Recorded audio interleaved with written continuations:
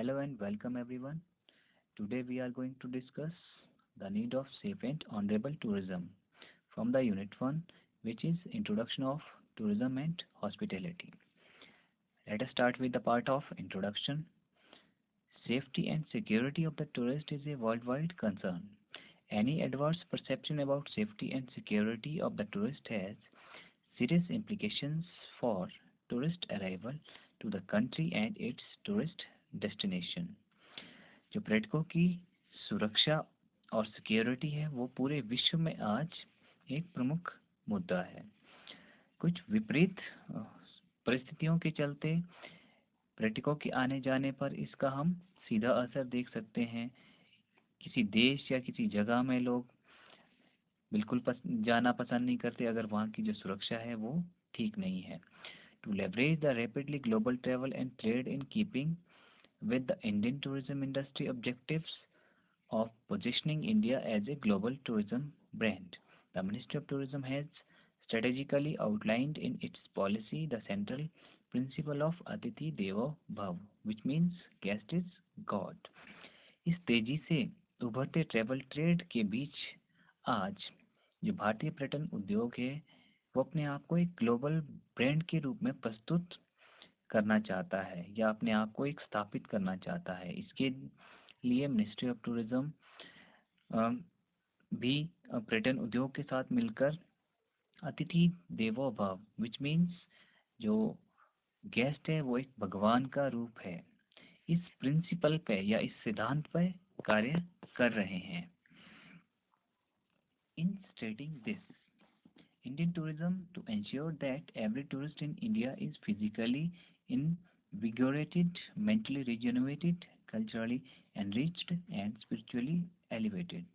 To meet this objective, the National Tourism Policy of 2002 is outlined the 7 pillar of tourism, which is Swagat means welcome, Sujna means information, Suvidha which means facilitation, Suraksha which means safety, Sahyog which means cooperation, Sanachana which means infrastructure development, and Safai which means cleanliness. इसी बात को सुनिश्चित करने के लिए जो भारतीय tourism है वो पर्यटकों को शारीरिक रूप से, मानसिक रूप से और आपको सांस्कृतिक और धार्मिक रूप से एक ऐसा वातावरण प्रदान करें कि जिससे वो वहाँ आकर अपने आप को अच्छा महसूस करें। और इसके साथ साथ इन सभी ऑब्जेक्टिव्स को पूरा करने के लिए नेशनल टूरिज्म पॉलिसी 2002 लाई गई, जिसमें 7 प्रमुख बिंदुओं पर ध्यान दिया गया, जो था स्वागत, सूचना, सुविधा, सुरक्षा, सहयोग, संरचना और सफाई। नेक्स्ट है safe and honourable tourism aim कि अर्थात इसकी ज़रूरत क्यों पड़ी, सेफ और ऑनरेबल टूरिज्म की, या इसकी आवश्यकता क्यों है। To strengthen the critical pillar of सुरक्षा and ensure that Indian tourism follow international standard of safe tourism practices applicable for both tourists and local residents, local people and community who may be impacted by tourism in some way. And its central objective is to ensure that tourism activities are undertaken. To strengthen the critical pillar, एक प्रमुख बिंदु सुरक्षा को मजबूत करने के लिए जो भारतीय पर्यटन उद्योग है वो अंतर्राष्ट्रीय स्तर के मानकों को अपनाता है ताकि एक सुरक्षित तरह का जो पर्यटन है वो चलता रहे। कई बार कुछ लोकल कम्युनिटी या लोकल जो समुदाय है उन पे पर्यटन का सीधा प्रभाव देखा जा सकता है या सीधा प्रभाव उन पे पड़ता है, तो इसलिए ज़रूरी है कि जो इसका ऑब्जेक्टिव है वो टूरिज़्म की जो एक्टिविटीज़ है वो सुचारू रूप से और सही तरीके से चलती रहे। ये सेफ और ऑनरेबल टूरिज़्म का जो प्रमुख एम है वो। आज के परिप्रेक्ष्य की अगर हम बात करें तो the following safety guidelines is not just about adhering to the provision of seven pillar, but also implies good business. As the demand from traveler for safe and secure tourism services increases, this code will assist signatories to build capacity among their services chain and personnel so as to be able to respond to this demand.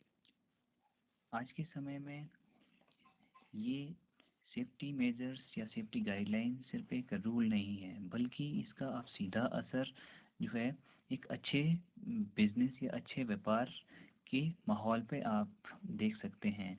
जैसे जैसे कोई जगह पर्यटन की दृष्टि से safe या secure महसूस होती है, तो वहाँ पे लोगों की जाने की जो संख्या है वो बढ़ जाती है। तो वहाँ के जो स्टेक होल्डर्स हैं उनकी ये जिम्मेदारी हो जाती है कि वे पर्यटकों की समस्याओं को या उनको जो डिमांड्स उनकी रहती है उनको पूरा करें। There are some organisations who works for the safety and security of tourists. So TFSO is one of them, which means Tourist Facilitation and Security Organization. And their specific objectives are encourage tourism activities to be undertaken with respect for basic rights like dignity, safety, and freedom from exploitation of both tourists and local residents. And the second is to enhance preventions of activities like forced or involuntary drug use. कुछ एक organisations है जो पर्यटकों की सुरक्षा में काम करती है। उनका जो प्रमुख ऑब्जेक्टिव है वो रिटर्न की गतिविधियां सही तरीके से चलती रहे, किसी की डिग्निटी, सेफ्टी या स्वतंत्रता किसी भी तरह से एक्सप्लॉइट ना हो, ना ही पर्यटकों की, ना ही जो लोकल लोग रह रहे हैं उनकी। और इसी तरह किसी प्रकार की ड्रग्स या आपकी चरस या इस तरीके की मादक जो पदार्थ होते हैं उनका किसी भी तरीके से सेवन ना हो, ना ही कोई सेल आउट करे, ना ही इस तरीके की गतिविधियां, इन पे भी वो ध्यान रख। एप्लीकेबिलिटी अर्थात ये किसकी जिम्मेदारी है, ये जो इतने रूल है या आपने जो मानक तय किए हैं वो किसकी जिम्मेदारी है कि वो इन नियमों का पालन करें और इन नियमों का पालन करवाएं। तो टूरिज़्म इंडस्ट्री में जितने भी स्टेक होल्डर्स हैं, चाहे वो सप्लायर हो, कॉन्ट्रैक्टर हो, एम्प्लॉय हो, होटलियर हो, रेस्टोरेंट में काम करते हैं, लॉजेस में काम करते हैं, गेस्ट हाउसेस में काम करते हैं, कोई भी जो इस पूरी ट्रैवल इंडस्ट्री से जुड़े लोग हैं, टैक्सी वाले हैं, बसेस वाले हैं, टूर गाइड्स हैं, इन सभी की एक जिम्मेदारी हो जाती है कि वो इन सभी नियमों कानूनों का अच्छी तरीके से खुद भी पालन करें और जो पर्यटक है उनको भी इसका पालन करवाएं, ताकि जो पर्यटन की गतिविधियां है उनमें किसी भी तरह का कोई बाधा ना पहुंचे। Issues which is related to safety and security for tourists in India. Some of them are listed uh, like illegal drug trade, armed trafficking, poaching and wildlife trafficking, cybercrime, corruption and police misconduct, crime against foreigners, petty crimes, scam incidents, passport theft, rape of foreigners।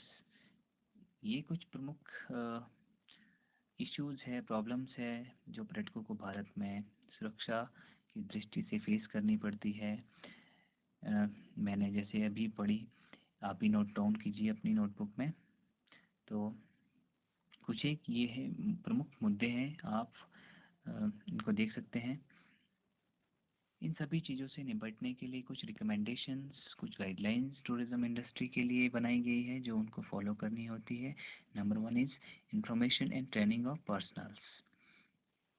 Management ये सुनिश्चित करें कि जो उनका staff है वो अच्छी तरीके से, उनको ये गाइडलाइंस दी गई है कि वो पर्यटकों का, लोकल लोगों का और अपने स्टाफ का किस तरीके से ख्याल रखें।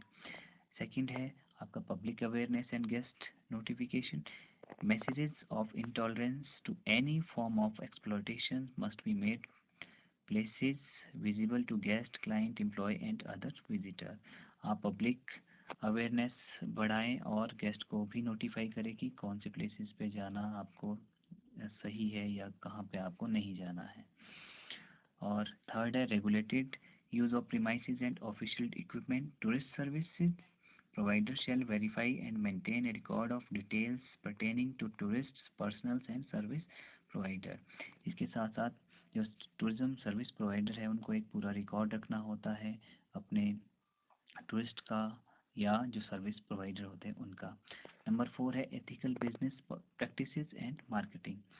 Management owners shall ensure that all contracts and business partners, suppliers, and franchisees agreement bear a clause seeking commitment to provisions of code of conduct for safe and honorable tourism in their business. और जो management या कोई honour है उनको ये सुनिश्चित करना होता है कि जो भी उनके बिजनेस पार्टनर्स है या सप्लायर्स है या जो फ्रेंचाइजी है वो इन सभी नियमों का कानूनों का अच्छे से पालन करे ताकि जो सेफ एंड ऑनरेबल टूरिज्म का जो मोटो है वो सही तरीके से चल सके. नेक्स्ट है की messages for awareness building and dissemination which enhance the safety and security of all tourists. Number 1. All signatories of the code are committed to act in a manner that protect the dignity and freedom exploitations of persons, especially women and children. जो सभी travel industry में काम करने वाले लोग हैं उनका ये दायित्व है कि वो सभी का डिग्निटी और सभी की स्वतंत्रता का अच्छे से ख्याल रखें और मुख्य रूप से जो हमारी महिलाएं और बच्चे हैं उनका विशेष ध्यान रखें. The second is tourist are encourage to understand local social cultures norms and beliefs. पर्यटकों को भी जो लोकल लोग हैं उनकी भावनाओं का सम्मान करना चाहिए. और the tourist are encourage to follow some basic and practical safety tips. और जो पर्यटक है उनको भी कुछ अपनी जो बेसिक सेफ्टी टिप्स है उनको ध्यान में रखना चाहिए. और इसके साथ साथ tourist must always take the advice of more than one person when seeking information on places to visit, shopping places, local customs and beliefs. और पर्यटकों को कम से कम एक या दो लोगों से जानकारियाँ हासिल करनी चाहिए किसी भी जगह पे विजिट करने से पहले या उन किसी लोकल कस्टम्स या बिलीव्स के बारे में. तो इसी तरीके से the foreigner act 2004, if A foreigner to the country act in violation of the condition of the valid visa issued to him or his entry and stay in India shall be punished with imprisonment for a term which may extend to 5 years. तो foreigners के लिए भी कुछ rule and regulation है. अगर वो किसी भी तरीके का कोई उल्लंघन करते हैं तो उन्हें भी सज़ा का प्रावधान किया गया है. Now next is Covid challenge. How COVID has affected this whole tourism industry. किस तरीके से कोरोना वायरस ने इस पूरे पर्यटन उद्योग को प्रभावित किया है इसके बारे में डिस्कस करते हैं. या इसकी वजह से कौन कौन से सेफ्टी या मेजर्स हमें फॉलो करने होंगे जब भी पर्यटन की गतिविधियां सुचारू रूप से चलेगी, तो डिस्कस करते हैं. COVID-19 is the biggest challenge that the global tourism sector has faced till date. Typically, the tourism sector is among the first to be affected and the last to recover during a health crisis. जो कोविड-19 है ये एक सबसे बड़ा challenge आज पूरे tourism sector के सामने खड़ा है. टूरिज्म सेक्टर सबसे पहला सेक्टर था जिसको सबसे पहले कोविड-19 की वजह से प्रॉब्लम्स फेस करनी पड़ी और अभी तक भी ये रिकवर नहीं हो पाया है. With focus on domestic tourism and safety at every point of destination, India is set to reboot the travel sector. Domestic tourism को फोकस करते हुए जो भारतीय पर्यटन उद्योग है वो फिर से अपने पैरों पे खड़े होने की कोशिश कर रहा है. Union minister of tourism and culture Prahlad Singh Patel explained how the government plan to revive the tourism sector and emphasizes on how the spirit of innovations can help reboot the tourism sector.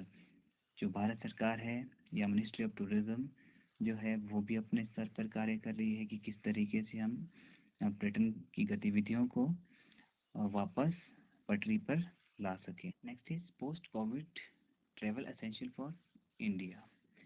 अगर आप भारत में यात्रा करना चाहते हैं या जैसे कि अब पूरा देश अनलॉक की ओर बढ़ रहा है और धीरे धीरे जो पर्यटन की गतिविधियां वो भी शुरू हो रही है, उसके लिए जो गवर्नमेंट ऑफ इंडिया है उन्होंने कुछ एसओपीज जारी की है। तो उसके लिए आपको कुछ विशेष बातों का ध्यान रखना आवश्यक है, जैसे कि आपको N95 जो मास्क है वो आप ज़रूर लगाएं, ग्लव्स आपके हाथ में होने चाहिए, hand sanitiser, extra clothing, zip bags, और इसके साथ साथ आप सफाई का भी विशेष ध्यान रखेंगे। अपने हाथों को बार बार फ्रिक्वेंटली साफ करते रहें और कोशिश करें कि आपका जो डिस्टेंस है पर्सन टू पर्सन वो लगभग 6 फीट या के आसपास हो, और जब भी आप पब्लिक में जाएं तो आप मास्क पहन के जाएं इत्यादि। और इसके साथ साथ कुछ जो ट्रैवल इंश्योरेंसेस है इन्होंने भी अपने जो कुछ एक रूल्स है उसमें चेंजेस किए हैं।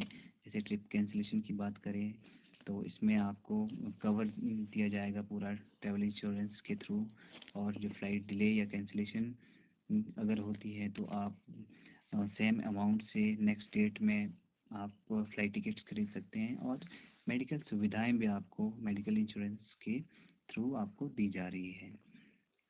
तो कंक्लूजन की बात करते हैं।